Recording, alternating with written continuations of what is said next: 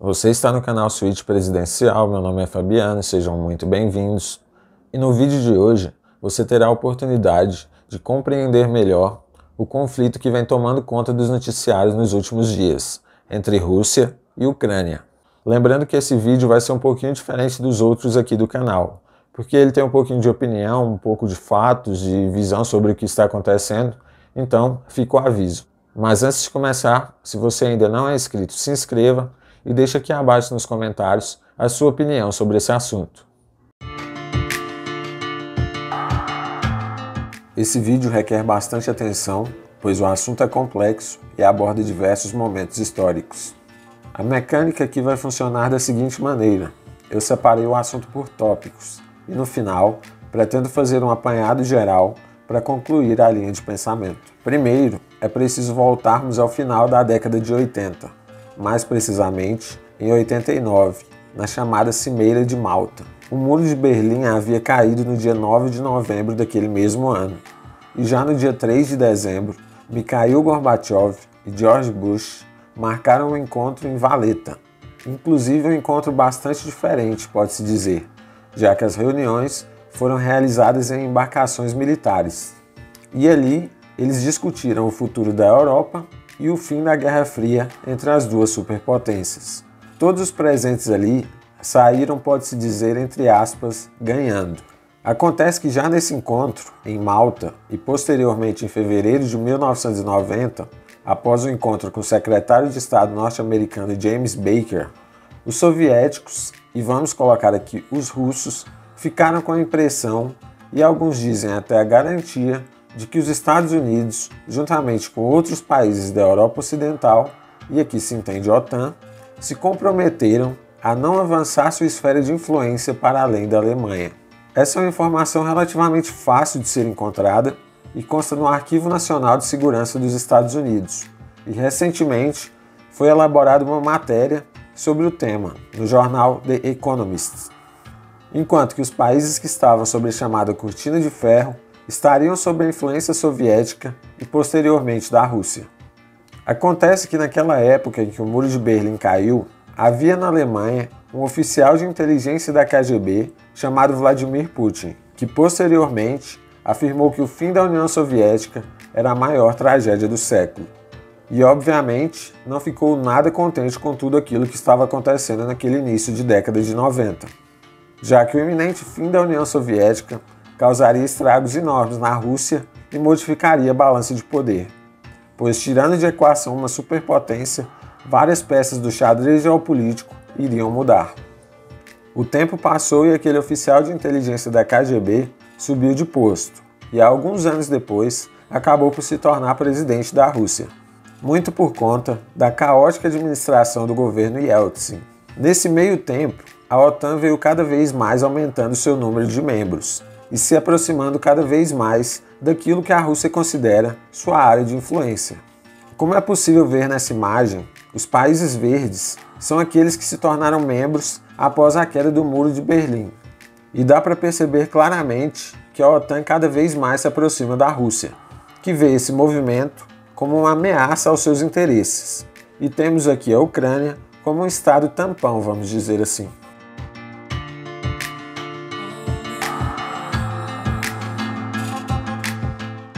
Deixando um pouco de lado o mapa, eu quero falar um pouco mais sobre a Alemanha e seu papel após a reunificação. A Alemanha, e aí eu estou me remetendo desde os tempos de Prússia também, sempre foi conhecida pelo seu forte poderio industrial. E as vertentes de produção são das mais variadas. Eu posso citar aqui a fabricação de automóveis, por exemplo. Por conta disso, desde o final da Segunda Guerra, aquele território e as tecnologias alemãs sempre foram bastante cobiçadas. Claro que lembrando que muitas das descobertas tiveram por vezes um custo humano altíssimo. Por conta desses conhecimentos, a corrida para ficar com o país após a queda de Hitler foi enorme. E no final, nós sabemos que houve uma divisão do país em um bloco comunista e um capitalista. E sem dúvidas, a parte capitalista se deu melhor. Houveram ali grandes avanços, principalmente econômicos e sociais. Posso citar aqui, por exemplo, a União Europeia, que tem a Alemanha Ocidental como um dos seus países fundadores. Já na parte oriental, a situação era bastante diferente. Os anos se passaram e a pressão sobre a União Soviética aumentava cada vez mais, principalmente internamente. A chamada Guerra Fria consumia muito mais da economia soviética do que da economia americana, e a União Soviética se tornava cada vez mais oca. Essa que é, inclusive, uma frase de Ronald Reagan, ou seja, se mostrava muito poderosa para o mundo, mas internamente estava decadente. E o estopim disso foi Chernobyl, que teve um custo humano e também econômico altíssimo. E com tanta pressão assim, as coisas começaram a desabar, e com isso, a queda do Muro de Berlim. Sem uma divisão geográfica partindo do país, a Alemanha em um primeiro momento, e aqui eu vou destacar a região da antiga Alemanha Oriental, teve muitas dificuldades. E a década de 90 foi bastante tumultuada em território alemão, principalmente na questão econômica e também por conta de alguns grupos rebeldes que serão temas de vídeos aqui no futuro. Avançando um pouco no tempo, temos a chegada de Angela Merkel ao poder em 2005, um ponto importantíssimo não só para a história moderna da Alemanha, mas também da sobrevivência da União Europeia. Merkel, que não nasceu na parte oriental, mas viveu naquela região por conta de seus pais. Ela inclusive é fluente em russo e viveu um tempo em Donetsk, uma região importante no conflito atual, e que na época fazia parte da União Soviética. Ou seja, dá para salientar aqui o background que a ex-chanceler alemã possui, principalmente no que toca a entender o pensamento russo-soviético. Mas para não me alongar muito em relação à Alemanha, até porque haverá um vídeo somente falando da Angela Merkel, o ponto central desse tópico é o fato de que com Merkel, a Alemanha volta a ter um papel importante na geopolítica. Até porque antes da sua chegada, houveram em determinados momentos, principalmente na década de 90, episódios marcantes e conturbados no país. Eu posso citar aqui, por exemplo, a morte de Ditlev Hohweder. Avançando um pouco mais na visão alemã sobre o conflito atual da Ucrânia, nós chegamos a 2008, quando a Rússia invade a Geórgia, alegadamente por uma questão envolvendo as regiões da Ossétia do Sul e da Abcásia. E isso culmina em um conflito que durou alguns dias, mas que já tinha como pano de fundo a preocupação da Rússia com a proximidade entre Geórgia e União Europeia. Nesse contexto, quem acaba por intervir na situação é justamente Merkel e também o presidente da França na época, Nicolas Sarkozy, que tentam ali da melhor maneira possível negociar a retirada das tropas russas do território georgiano. Posteriormente a toda essa situação, tem-se a queda do presidente ucraniano pró-Rússia, Viktor Yanukovych, que gera todas aquelas manifestações inflamadas na Ucrânia, ponto que eu vou abordar mais à frente nesse vídeo. E que mais uma vez, quem tem o papel central nas conversas de paz é Angela Merkel e Nicolas Sarkozy, que, entre aspas, conseguem acalmar a situação momentaneamente. É necessário deixar claro aqui também que tanto a Alemanha de Merkel como a França de Sarkozy tinham seus interesses nessa questão, e não estavam ali somente para negociar um cessar-fogo. Esses interesses poderiam ser dos mais variados. Por exemplo, ganhar tempo para que a OTAN pudesse reforçar a Ucrânia, belicamente falando, poderia ser também por conta da crise no Oriente Médio, que estava começando nesse período, e poderia ser também uma questão econômica, já que conflitos geram crises, e a União Europeia, pouco antes disso, passou por um período difícil economicamente. Enfim, vários motivos por trás desse interesse alemão e francês de que não houvesse o conflito aberto naquele momento.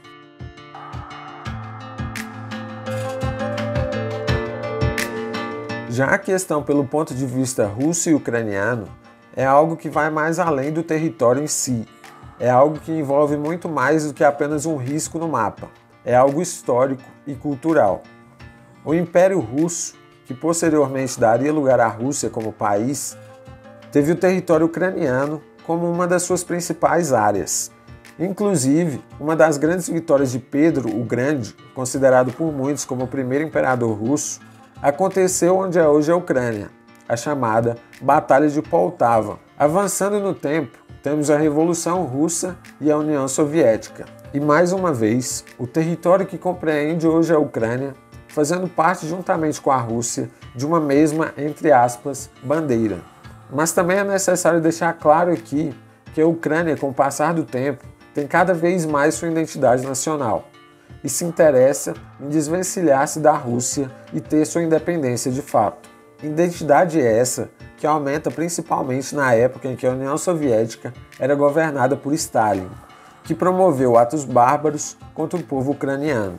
Isso é um ponto importante inclusive na Segunda Guerra Mundial, quando os nazistas invadem aquele território e chegam a ser tratados por muitos como libertadores, porque, entre aspas, tudo era melhor do que Stalin. Esse episódio é inclusive utilizado hoje para acusar grupos ucranianos que surgiram em 2014 de simpatizantes dos nazistas. E aqui eu não pretendo entrar nesse mérito, o julgamento cabe a vocês. Passando essa grande fome de Stalin e posteriormente tudo o que aconteceu na Segunda Guerra, já que os alemães também não foram bonzinhos com os ucranianos, chegamos a meados dos anos 50, quando Nikita Khrushchev, no poder da União Soviética, transfere a Crimeia para a Ucrânia, em uma daquelas situações envoltas a mistério. Inclusive existe o boato de que ele estaria alcoolizado quando o fez. É importante deixar claro aqui a importância da Crimeia em termos militares, principalmente para os submarinos ali na área de Sebastopol. Já na Guerra Fria, temos o território ucraniano como bastante importante estrategicamente para a União Soviética. A fábrica do Antonov, por exemplo, e a usina de Chernobyl, todos em território ucraniano. Acontece que todo aquele império soviético acaba por ruir. E depois de toda aquela confusão que foi o fim da União Soviética, em termos econômicos, bélicos e políticos, a Ucrânia finalmente se veria livre para traçar sua própria identidade. Acontece que a Rússia sempre viu a Ucrânia, e não só, coloco aqui também Bielorrússia, Letônia, Lituânia, Geórgia, entre outros países, como uma extensão do seu território. Apesar de ser um pensamento arrogante, não surpreende, pois é assim que pensam ou pensaram as superpotências. E a Ucrânia ainda permaneceria sob a influência russa até 2014. E quando eu digo influência, tem muito a mão de Vladimir Putin aqui, que conseguia, vamos dizer entre aspas, controlar à sua maneira as ex-repúblicas soviéticas. E fazia, e ainda hoje faz isso, através dos recursos que a Rússia possui e que são essenciais para esses outros países. Em 2014, acontece a chamada Revolução da Dignidade, quando Viktor Yanukovych, na época presidente da Ucrânia e favorável a Vladimir Putin, é deposto, após uma série de protestos em Kiev, já que na visão dos protestantes, a Ucrânia deveria se aproximar da União Europeia e se distanciar da Rússia, por conta de uma série de fatores, sendo o principal deles econômico. Yanukovych acabou por fugir para a Rússia, e na Ucrânia um novo governo foi eleito, claro que também em meio a grandes distúrbios. Pelo lado russo, Putin fez pressão e movimentou seu exército em uma série de exercícios próximos à fronteira com a Ucrânia, lembrando bastante o início do conflito com a Geórgia em 2008. Porém, naquela ocasião, o presidente da Rússia era Dmitry Medvedev. Em 2008 também houve ajuda americana através da OTAN à Geórgia. E quando eu digo ajuda, eu digo suporte bélico. Por conta da rápida escalada de tensões em 2014, isso não aconteceu da mesma maneira.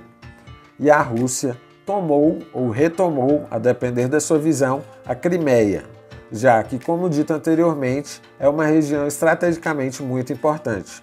E no final, aquela região passou a estar sob controle russo. Próximo ali, militares sem identificação adentraram também em território ucraniano, principalmente próximo à região de Donetsk, e os russos alegavam que estavam protegendo o interesse de cidadãos russos que viviam ali.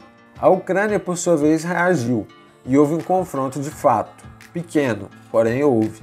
E nesse momento surge Angela Merkel juntamente com Sarkozy para negociarem um cessar-fogo entre Rússia e Ucrânia. É preciso lembrar também de mais um episódio triste nesse conflito, que é a derrubada do avião da Malaysia Airlines, que foi ao chão após ser confundido com um avião militar por grupos pró-Rússia. Os conflitos de 2014 tiveram uma pausa, e as consequências destes foi a tomada da Crimeia pela Rússia e a aproximação da Ucrânia com a União Europeia. Os conflitos no Oriente Médio foram o motivo dessa pausa.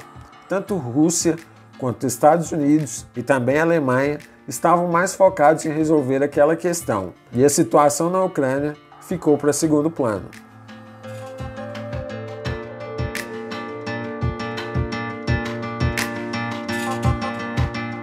Colocados esses pontos que dão profundidade ao entendimento da questão, já que muito se fala acerca do conflito atual ser apenas por conta da Crimeia, e isso é um erro, pois existem muitos outros fatores aqui.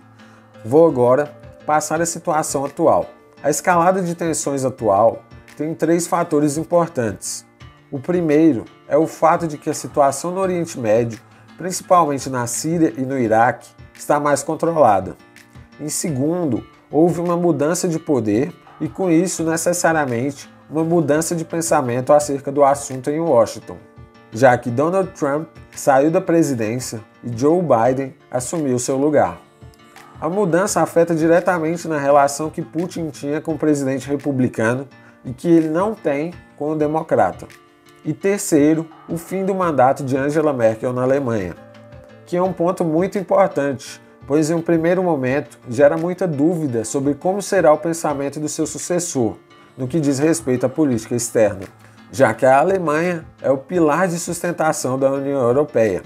Atualmente, não existe União Europeia sem a Alemanha. E isso implica muito nesse conflito atual, porque uma parte do efetivo da OTAN vem dos países da União Europeia. Então a primeira incógnita aqui se dá acerca do que o novo chanceler alemão pensa desse conflito. Um outro ponto importante é que a Rússia, e aqui interprete o governo russo, se sente ameaçado por conta da aproximação da União Europeia às suas fronteiras. Afinal, quem garante que se a Ucrânia se tornar membro da União Europeia, não vai haver manifestações nas ruas de Moscou exigindo o mesmo? A Rússia também está bastante atenta ao aparato militar que vem chegando à Ucrânia no último mês, como é possível ver nessas imagens. A Rússia também entende que a Ucrânia não é a Geórgia, e um conflito ali implicaria muito mais esforço e equipamentos, o que cria aqui a segunda incógnita. Pelo menos teoricamente, a Rússia não tem a intenção de invadir todo o território ucraniano, já que, segundo a justificativa dada em 2014, o objetivo é, entre aspas, apenas proteger os cidadãos russos que vivem na Ucrânia. E muitos desses vivem em cidades próximas à fronteira. E a pergunta é se a Rússia estaria disposta a entrar nesse conflito nas circunstâncias atuais. Existe também o ponto dos Estados Unidos e da OTAN, que desejam exercer influência sobre a Ucrânia. Isso seria uma forma de se pôr em uma melhor posição geopolítica do que o seu rival histórico, já que muito se fala acerca dos Estados Unidos ser uma potência em decadência, algo que eu pessoalmente não acredito. E por fim a Ucrânia, que quer se ver livre da sombra Rússia e quer ser um país europeu ocidental de fato, o que é uma demanda justa. Então, se colocarmos os personagens do conflito, dá para perceber que a Ucrânia é quem mais estaria disposta a correr riscos, pois o que estaria em jogo é a sua liberdade. A Rússia vem um pouco atrás, já que não quer a União Europeia próximas às suas zonas estratégicas. E entre os coadjuvantes, a Alemanha, mais uma vez representando o que a União Europeia pensa e até onde estaria disposto o grupo ir pela Ucrânia, e juntamente os Estados Unidos de Joe Biden, um presidente democrata que historicamente tem relações difíceis com Putin, tentando se manter no papel de, entre aspas, representante do mundo livre. Claro, também tentando exercer seu pensamento sobre a região. A grande questão aqui é se esses players, principalmente a Alemanha, estarão dispostos a entrar em um conflito aberto pela Ucrânia e o que esse conflito pode gerar para o mundo. A dica cultural desse vídeo é o documentário e também livro As Entrevistas de Putin. E eu escolhi essas entrevistas porque nelas é possível compreender um pouco mais da visão de Putin sobre o mundo. Lembrando que se você gostou desse vídeo e ainda não é inscrito, se inscreva, já deixe seu like e comente aqui abaixo a sua opinião.